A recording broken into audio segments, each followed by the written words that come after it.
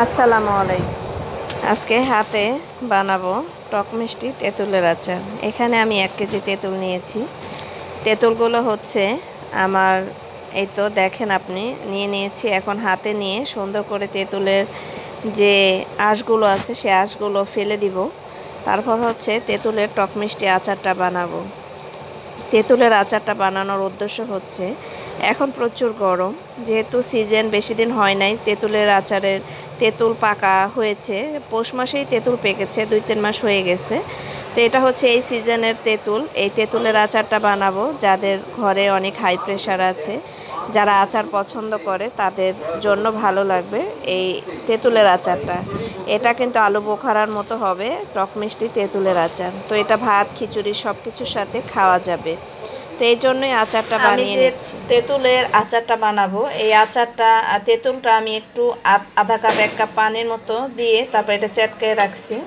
এখন হচ্ছে ফাইনালি আমি বসাই দেব। কি কি নিয়েছি এই তেঁতুলের আচার বানানোর জন্য? ভিনেগার নিয়েছি, এখানে রসুন নিয়েছি, আদা রসুন পেস্ট।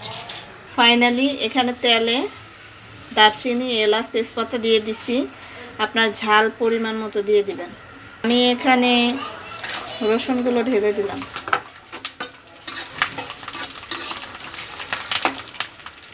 তো রসুনটা আমার অনেকটা ভাজা হয়ে গেছে। এখানে আমি 1 টেবিল চামচ পরিমাণ আদা রসুন বাটা দিয়ে দিলাম। তেলে সুন্দর করে ভেজে নেব। তেঁতুলের টক মিষ্টি আচারের জন্য যা যা দরকার আমি এখানে দিয়ে দিলাম। এখন হচ্ছে এই তেঁতুলটা আমি তেলের ভিতরে সুন্দর করে ভেজে তারপরে হচ্ছে চিনি, আপনার রুচির উপরে ডিপেন্ড করবে চিনি আপনি কতটুকু খাবেন। যেহেতু 1 কেজি তেঁতুল, 1 কেজি তেঁতুলে 1 কেজি পরিমাণ চিনি যদি দেন তাহলে পুরো মিষ্টি হবে, মজা লাগবে।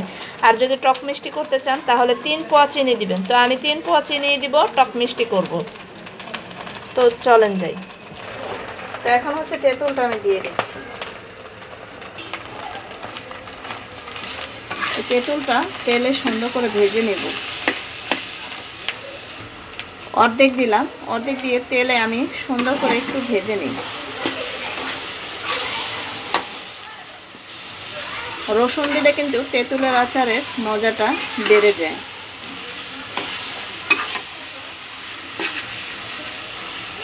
তো আমি এই অর্ধেকটা ভেজে নিছি, এখন বাকি অর্ধেক তেঁতুল দিয়ে দেব।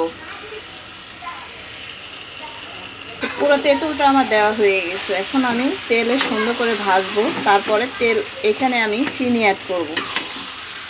চিনি আমি আস্তে আস্তে অ্যাড করব যাতে নাড়তে সুবিধা হয়।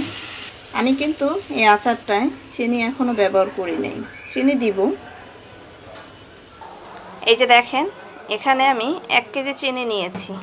আমি কিন্তু 1 কেজি চিনি দিব না, যেহেতু আমি টক মিষ্টি আচার করব। তো আমি এখানে 3 পোয়া এরকম চিনি অ্যাড করব। এই যে আমি চিনিটা দিয়ে দিলাম। এখন নাড়বো সুন্দর করে, চিনির পানিটা টানিয়ে ফেলবো। তারপর হচ্ছে আমি এই যে মরিচগুলো ভেজে নিয়েছি এগুলো চিনি ফ্লেক্স করে গুঁড়ো করে দিয়ে দিব। আর হচ্ছে যেহেতু আচার পাঁচফোড়ন না হলে তো আচার হয় না, আমি এখানে পাঁচফোড়ন গুঁড়ো করে রেখেছি। এই পাঁচফোড়নটা আমি এখানে ব্যবহার করব। এটা একটা কাচের জার, সসের জার। এই পাঁচফোড়নটা এই চিনির পানিটা যখন শুকিয়ে যাবে দিয়ে উঠিয়ে ফেলবো। তো শেয়ার করলাম খুব সহজে টক মিষ্টি তেঁতুলের আচার। দেখেন তেঁতুলের সিজন কিন্তু শেষ হয়ে আমের সিজন চলে আসছে।